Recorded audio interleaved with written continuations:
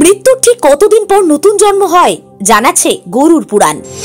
আত্মার পুনর্জন্ম বা মৃত্যুর পরে নতুন দেহে জন্ম নেওয়ার সঙ্গে সম্পর্কিত গভীর রহস্য গরুর পুরাণে বলা হয়েছে, যা সকলের জানা উচিত। জন্ম, মৃত্যু, স্বর্গ, নরক, পুনর্জন্ম, জ্ঞান, ধর্ম, এই সব কিছু নিয়ে গরুর পুরাণে উল্লেখ করা হয়েছে অনেক কথা। আত্মার পুনর্জন্ম বা মৃত্যুর পরে নতুন দেহে জন্ম নেওয়ার বিষয়েও বলা হয়েছে। বেদ ও পুরাণে উল্লিখিত আছে, পৃথিবীতে যার জন্ম হয় মৃত্যুও নিশ্চিত, কেউ সেটা পাল্টাতে পারে না। কিন্তু মৃত্যুর পরে শুধু দেহই নশ্বর আর আত্মা অমর, তাতে বিশ্বাসী হিন্দুরা। এটা হিন্দু ধর্মাবলম্বীদের বিশ্বাস, এইটাকে মানতে হবে। দেখুন, বিজ্ঞান তার মতো একটা যুক্তি দেয়, বিশ্বাস তার মতো করে সেই যুক্তির প্রেক্ষিতে নিজের ভাবনাকে সাজায়। আপনাকে বিজ্ঞানকে মানতে হবে, সেটাকে গ্রহণ করতে হবে।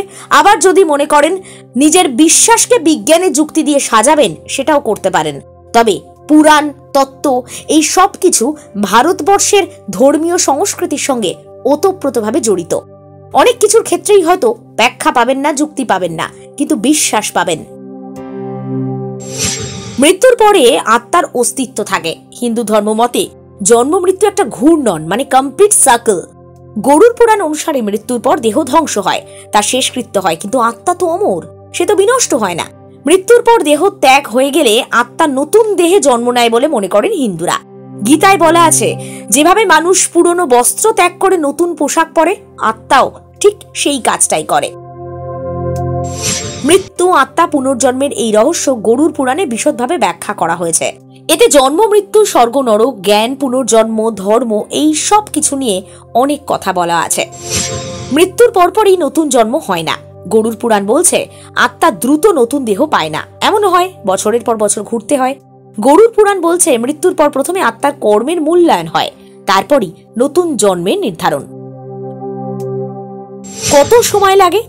গরুর পুরাণে বলা হয়েছে, সারা জীবন যে ভালো কাজ করে, পুণ্য করে, কারো ক্ষতি করে না, দুস্থদের দুহাত বাড়িয়ে সাহায্য করে, সেই আত্মা অবিলম্বে নতুন জন্ম লাভ করে। কিন্তু সব আত্মা অবিলম্বে নতুন জন্ম পায় না। কেউ 3 দিন, কেউ 10 দিন, কেউ 13 দিন, কেউ 1 মাসের 1/4, কেউ কেউ 1 বছরও সময় নেয়। তবে নির্ভর করে জীবদ্দশায় ব্যক্তির কৃতকর্মের উপর।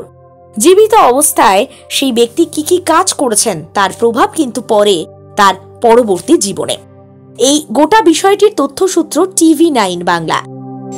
এখানে প্রদত্ত তথ্য শুধুমাত্র অনুমান, মানুষের বিশ্বাস, তথ্যের উপর ভিত্তি করে আপনার সামনে উপস্থাপিত করা হয়েছে। এই সত্যতা যাচাই আমরা করিনি। এখানে উল্লেখ করা দরকার, সাঁঝবেলা ডিজিটাল কোনো বিশ্বাস, জ্যোতিষ, ধর্মীয় সম্পর্কিত, সম্পাদকীয় বা সম্পাদক নিয়ন্ত্রিত তথ্য পরামর্শ প্রদান করে না। কোন তথ্য বা অনুমান প্রয়োগ করার আগে অবশ্যই সংশ্লিষ্ট বিশেষজ্ঞের সঙ্গে পরামর্শ করবেন।